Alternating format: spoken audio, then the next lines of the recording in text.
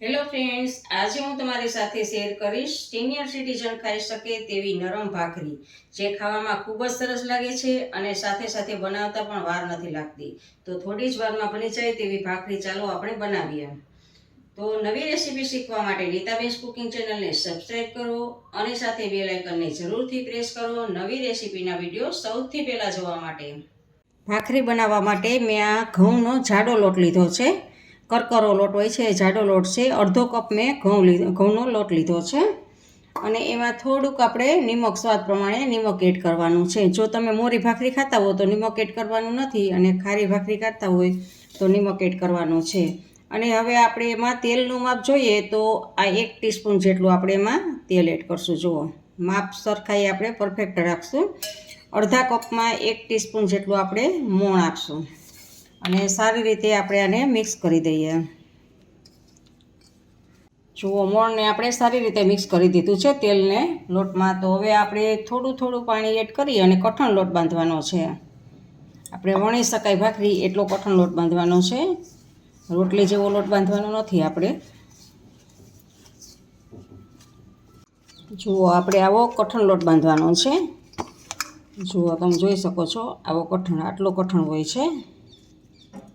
તો આપણો લોટ બંધાઈ ગયો છે. જો આવી રીતે આમ ગોળ આપણે લૂ કરી લેવાનું છે અને આવી રીતે આ ભાખરી વણવાનું, વેલણું પરોઠા વણવાનું છે એ મેં લીધું છે. તમે સાદા વેલણાથી પણ ભાખરી વણી શકો છો. અને આને હવે એક વખત આટલું વણી અને બધી બાજુથી આમ કરી દેવાનું છે.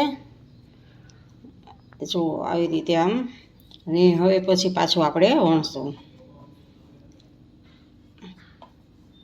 જો એકદમ આવી રીતે એની કિનારી આવી રીતે કરવાથી ગોળનું એકદમ સરસ થઈ જાય છે અને એની કિનારી બધી સરસ થાય છે. અને જુઓ, આપણે એકદમ પાતળી નથી વણવાની. આપણે સિનિયર સિટીઝન ખાઈ શકે ને એવી ભાખરી બનાવીએ છીએ, એટલે થોડીક આપણે જાડી રાખવાની છે. સાવ પાતળી નથી કરવાની અને કડક ભાખરી નથી કરવાની આપણે. જુઓ, તમારે કડક ભાખરી કરવી હોય તો વેલણાની મદદથી આવી રીતે આમાં ખાડા કરવાના હોય છે. તમે ખાડા કરશો એટલે ભાખરી ફૂલશે નહીં અને કડક થશે. જુઓ, આ રોટલી કરવાની લોટી છે, આમાં આપણે ભાખરી નથી કરવાની, પણ આવી ઠીકરાની હોય છે. આ ઠીકરાની જે તાવડી હોય છે એમાં ભાખરી કરવાની છે. તો આપણે ગેસ સ્ટાર્ટ કરી અને એની ઉપર આપણે તપવા મૂકશું. જો ગરમ થવા માટે મૂકેલી છે મેં. જુઓ, આપણી તાવડી અડી નથી શકાતી એવી તપી ગઈ છે. તો હવે આપણે એને આવી રીતે આમ ભાખરી છે તો પહેલાં આવી રીતે આમ ઉલટી સાઈડ આપણે શેકવાની છે.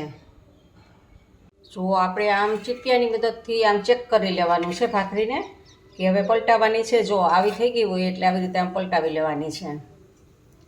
જુઓ, આપણી ભાખરી પાછળ આવી રીતે થઈ ગઈ છે. વધારે કડક કરવાની નથી, વધારે આને પકવશો તો કડક થઈ જશે. અને આપણે આવી રીતે ગેસ ઉપર અને ફૂલાવવા માટે આવી રીતે આમ જો ચીપિયાની મદદથી સીધું જ ગેસ ઉપર આપણે રાખવાની છે, જેથી કરીને આપણી ભાખરી ફૂલી જાય અને વધારે બ્રાઉન કલરની થવા દેવાની નથી. આપણે સિનિયર સિટીઝન ખાઈ શકે, મોટી ઉંમરવાળા, એના માટેની ભાખરી બનાવી છે. તો એકદમ કૂણી થાય એ રીતે આપણે ભાખરી બનાવશું.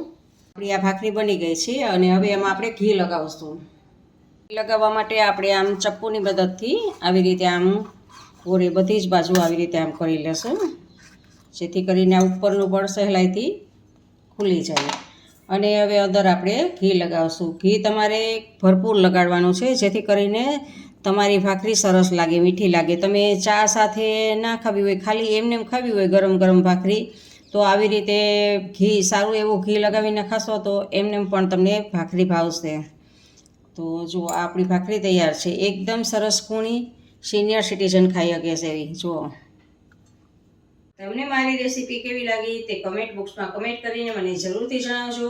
ઇન્સ્ટાગ્રામમાં મારા પેજને ફોલો કરજો અને જો તમને મારી રેસીપી ગમી હોય તો લાઈક કરીને તમારા ફેમિલી મેમ્બર્સ અને ગ્રુપમાં શેર કરજો અને મારી ચેનલને સબસ્ક્રાઈબ કરજો. ફરી મળીએ એક નવી રેસીપી સાથે.